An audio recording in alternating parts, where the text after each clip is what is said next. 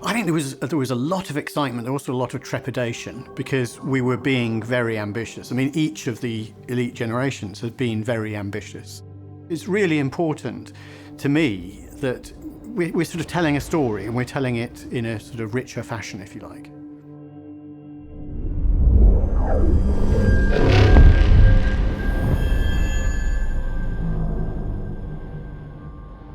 Bringing Elite Dangerous to life was really exciting. I think the main thrust of the vision was to properly realise, with modern technology, it's sort of ironic now because it's 10 years ago, it was that chance to bring things to that much more detail, that much more richness, and to flesh out the galaxy as thoroughly as we could. I mean, people know I'm very excited by the science of these things and tried to keep it as consistent and accurate as possible. Well, I joined the company almost 26 years ago, and I joined it to work on Elite. At the time, people didn't want a space game. Publishers, when we pitched it to them, said, no, that genre, it's long gone. You know, you've got to go all the way back to the games, 5 years, 10 years, before I joined. And so we really believed in Elite. We had David Braben, who made the original one in 1984. I actually still remember being in the school playground and people talking about this game coming out on the Spectrum, and you could do anything that you wanted, and it was amazing. The original game encapsulated a world where you weren't all that important. You were surviving in a galaxy where everyone was in some ways out to get you, which feels like the real world today anyway. Progressing from some relatively simple routes, getting better and better. That obviously is carried on all the way through to today. That, to me, is all part of the excitement, all part of that fulfillment of what I've always wanted to do, and in those early days of Ian Bell as well. It was really nice that we had these conversations, and we decided to go alone. We decided to become self-published, do it ourselves because we believed in it. The Kickstarter was so well received, and it was really nice to see all these future commanders wanting to play the game, and that just gave us the confidence to start making it. So you're trying to do a game which is based on such a classic. What do you do? How do you retain the essence of that game but expand upon it? And so what we wanted to do was make the game big. We wanted to have this one truth, which was it was a recreation of the Milky Way, 400 billion systems. It's big. Where potentially you've got a player in each, or maybe not a player in each star system, but a player in a whole load of star systems at the same time. And how you make the servers work, all of those sort of things. There are a lot of technical challenges. And I think that is something I'm hugely proud of what the team has managed to do going forward, because we've addressed so many technical challenges, I think. Stellar Forge is that's the meat of the game. David had this vision that we wanted to recreate the Milky Way, but we wanted to do it as scientifically accurately as we can. And so, we had some amazing people on the team who were doctors in astrophysics, and they just managed to build something which was plausible, believable, and felt authentic. It's just taking it that next step, adding all of that detail we had in, all the star catalogues and all that sort of thing. And it was a thoroughly exciting and enjoyable process. Wow, okay, so 10 years ago in Elite Dangerous, we've got the Federal set up, the Imperials set up. At that point, the Thargoids were somewhat in abeyance, because those who will remember, at the end of First Encounters, the third game, the Thargoids, the player actually had the choice to release this mycoid or not, which is a fungus that attacks, and Thargoids, everything they have, they don't build, they grow. They grow from seeds, so they're genetic experts and all this sort of thing. That Cordyceps attacked them terribly, and we nearly wiped them out. Now, nearly wiping something out is not a great thing, because it doesn't, but at that point, humanity wasn't quite aware of what was brewing. And that was something that was at the back of our minds. We were already planning at that point. And some of the things that still haven't happened yet were planned back then. I think the Thargoid War, if you actually, how close we've been working with the entire team, actually goes all the way back to the Adamastor Halloween story from a good few years ago, where we started putting the strings that led to, Caleb Wycherley and Salvation, all that sort of stuff, and then the Proteus wave. There's all been a culmination of that hard work coming in. Oh, pro-Thargoid or anti-Thargoid? That's a very interesting one. It's a bit like saying, are you pro the alien in Aliens? I think I love the stories that they can create.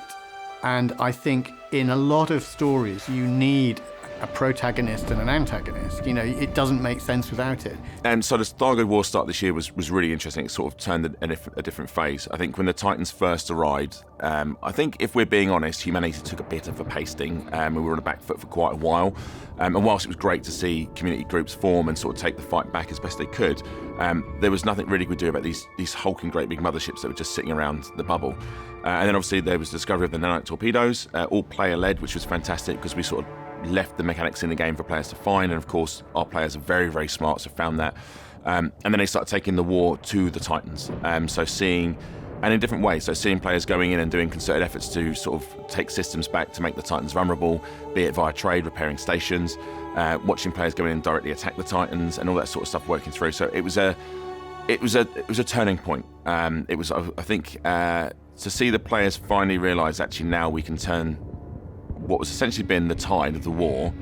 It was a shift. It was a pace shift from our players, and then they got a taste for it. And now obviously we're at a stage where there's only one Titan. As of this recording, there's only one Titan remaining.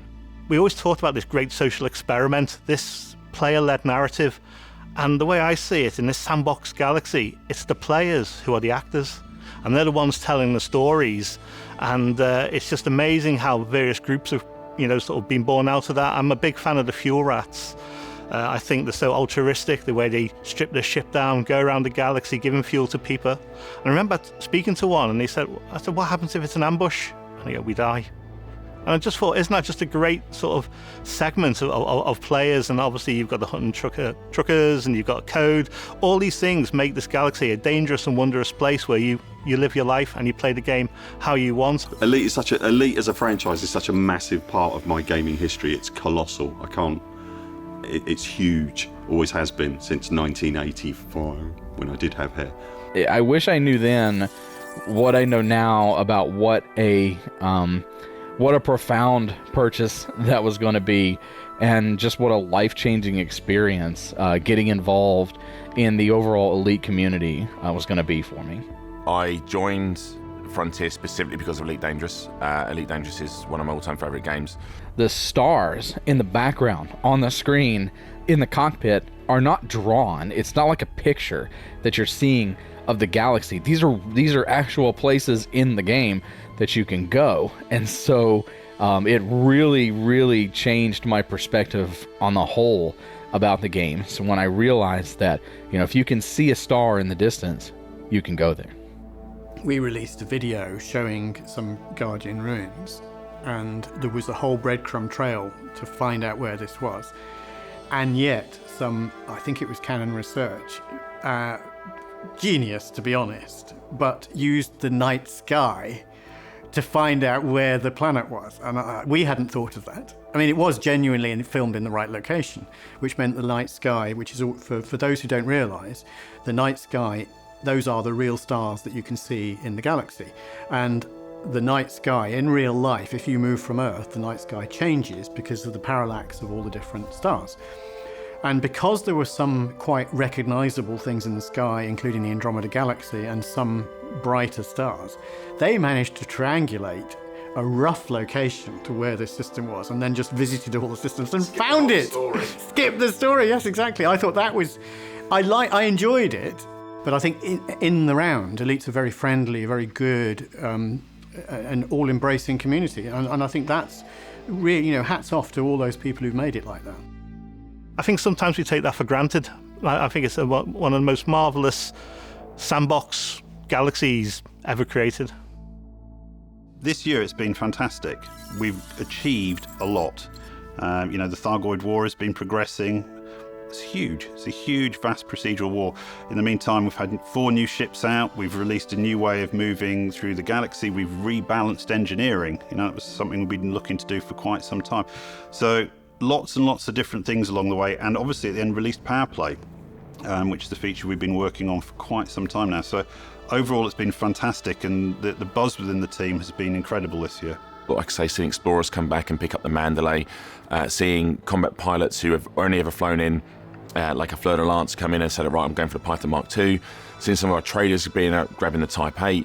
We've been given so much in 2024 as far as new ships, new things to do, new mechanics, that we've had such rich conversations and theory crafting and all of this stuff. It's been utterly incredible to create around the things that are happening in game. Like, it's so good to see our player base coming in and being excited for what we're bringing in, and like, it's nice, and we do tease, but it's so nice to be handled. What's next? You know, there's a real fervour amongst our community now to see what's coming for the game, and that's been great to see.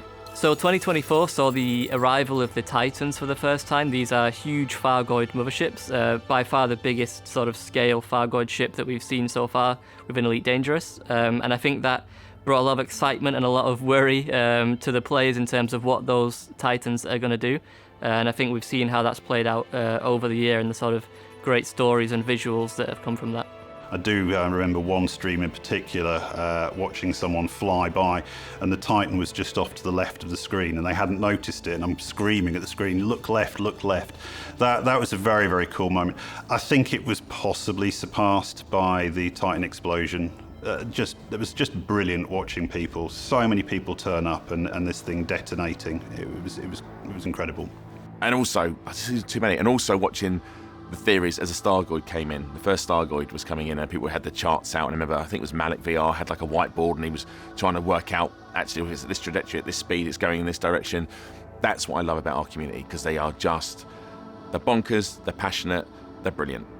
Watching a Titan go up is surreal. It's the sequence is really cool, but it isn't a cutscene. It isn't a cutscene, and everybody's witnessing it all at the same time, no matter where they are in the world. I love that. It's just extraordinary. I like that you've got these benchmark moments that you've experienced as a community. And it makes it just that bit extra. Extra special. Yeah. I don't know what players thought was going to happen. I think they did know something was going to happen. And then there is this series of like lightning flashes, groaning, and then the Titan goes up in just this huge ball of fire. Is that when the different colour Taurus happens? The Taurus ring? Yeah. So to get that, everybody was like, ooh, pretty, you know. Yeah. And then suddenly... This is probably going to kill us, but it didn't. Everybody got propelled backwards at a ridiculous speed. And I'm amazed by it. I've managed to capture all 7 of the currently destroyed Titans on video and turn those into a compilation.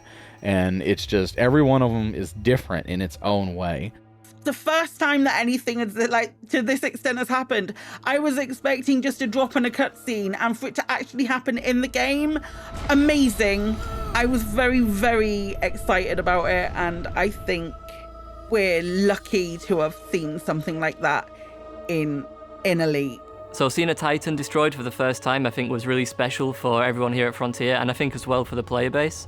It was a really sort of shared community moment between us and, you know, everyone playing the game, and it was really quite a unique event for players to all sort of be in that one location and see that happening within the world of Elite Dangerous. It was really special. So when we look at the Titans and the destruction of the first one, what I would say is that when we were first sitting around the room talking about Elite Dangerous and this social experiment, and would people work together cooperatively to fend off the Thargoid foe? And I see what actually happened. I'd say, yeah, tick, job done. If I was to give advice to a new player, it would be, certainly now it'd be pledge to a power and get some agency, because they'll tell you what you need to do and it'll give you a bit of guidance. Try everything within the game. Elite Dangerous is a super wide game. There's lots of different things you can do, whether that's mining, trading, combat, exploration. So if you want to just disappear out into the black and never see anyone and just explore, you can, or you can stay in one of the civilized areas of space and affect the social political background, and then all the different things you can do around all that to affect that change, or you can ignore it completely, still stay in the bubble but do your own thing, or you can go and fight. You can go and fight aliens. There's no other game that has got all those elements and holds them together so well. Do some stuff to just become part of the galaxy and part of the game. There is no end to Elite. Elite is literally there for you to enjoy. It's another universe, another galaxy for you to go to and just enjoy it how you want to. There's no right way to play Elite Dangerous. There's a big, loyal community for Elite Dangerous, and it's wonderful to see. And I think the most rewarding thing is to see how many players are returning to the game off the back of everything that we've done this year. Seen loads of that. Loads more comments. Yeah, and absolutely loads of that. The sentiment that you get back off your comments as a content creator has been really rewarding it's been in 2024 lovely. to it's see. Been really lovely. And see old faces come back. It's good. One of the questions, I guess, is the eternal question we get asked is what's next. There's always what's next, which is great because it's like the passion from our players. So system colonisation is something I've always wanted to do in Elite. It's the thing really that allows players to expand beyond the bubble. We've started something different in 2024. It's something we're very keen to continue in 2025. It's been really great to feel that positivity come back from the community and sort of work on the things that they've called out for within Elite Dangerous. But it's things like that I find absolutely joyous and exciting, and it's essentially player-led, and I think that's great. I've used a phrase called narrative scars, things that the players can do that change how the galaxy actually is perceived, how things that get left behind when the players have had activities. I enjoy that sort of that personal journey thing. And in many senses, the story of the game is your personal story. It's a game that we're still adding to as well. It's a living game, which I'm really, really proud of, is that we're still putting new experience in there for everyone to enjoy.